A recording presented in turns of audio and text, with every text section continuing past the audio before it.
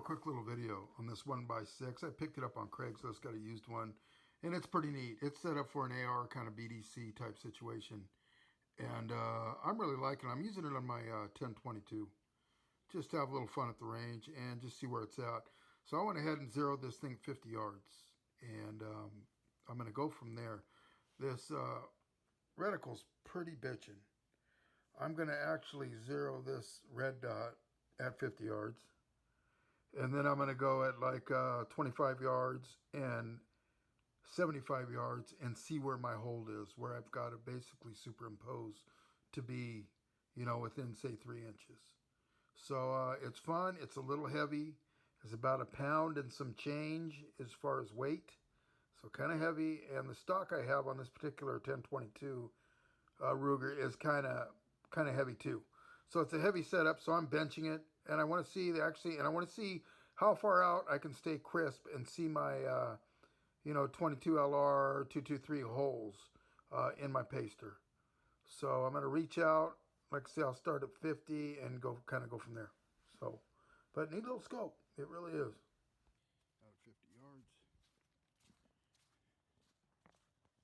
Okay, I've got this thing zeroed 50 yards.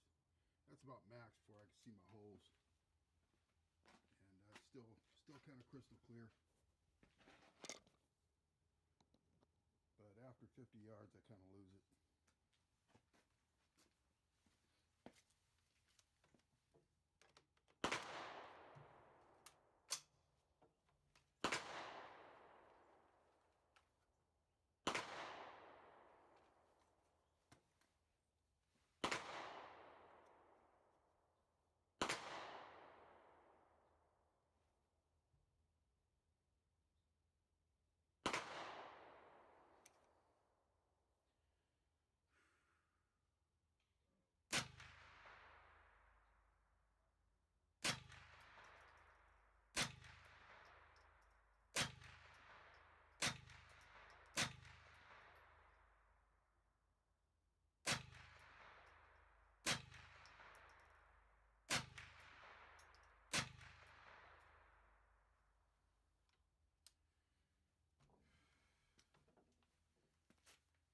Okay, so pretty much dead nut, 50 yards.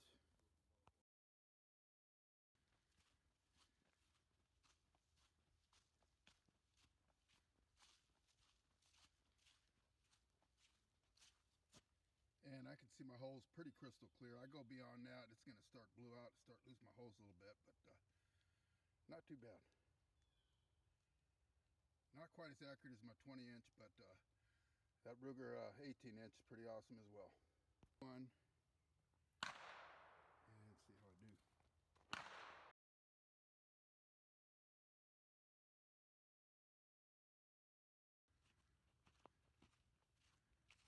Okay, once I settle down, it's almost the same zero. Within a 2-inch paster, you could literally, it's so fine, I would say just a 1/2 inch drop down from that center dot. Okay, I'm out at 75 with this big old 12-inch target, and see where we're at as far as what hole I'm going to have to do here.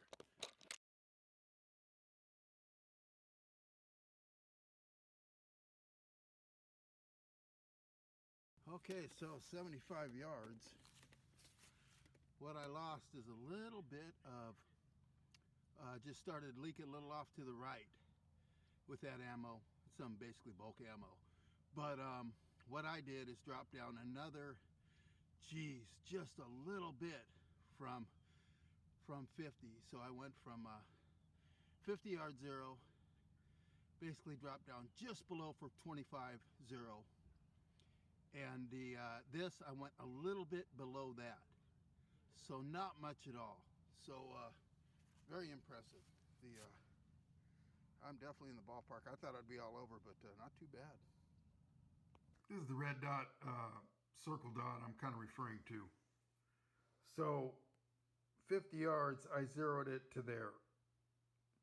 At 25 yards, I had to drop it. I'm calling it 1 inch. You can call it a mil or whatever, but drop it about right there for 25 yards. 75 yards, I actually found my zero about here. about 2 inches, I'm calling it. So very interesting. And then I'll superimpose with my reticle. Even if it's a 3-dot sight, a red dot or whatever, you just kind of cover. When I target shoot, I actually shoot at about 7 o'clock. Even though I know zero right on the dot, and I can zero it and zero it, but I still have a tendency of, I guess it's my pull, my twitch or whatever, but I'm a 7 o'clock, just 7 o'clock of, I'm talking literally, my 7 o'clock would be right there of that dot.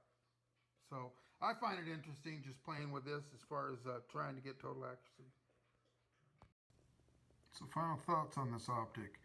I pretty much like it. I like the idea also you can go non-illuminated, and that's kind of what I prefer because the red kind of is too bright. So it does have a nice dark black reticle, kind of like a deer scope or whatnot with fine crosshairs. It's the same idea. You don't need the illuminated, but if you needed to, nighttime, whatever, you got it. And it's a bit heavy. It is basically BDC for the AR. So I'm using this 1022. I did get this Midwest Industries quick detach mount with it, and man, I looked those up. Those are about 1.5, I think. So I kind of scored. Picked that thing up for 200 on Craigslist. So you never know. But very clean, and it's a keeper for me. I'm gonna put it on something on the lighter side because it has weight, and I don't want heavy on heavy.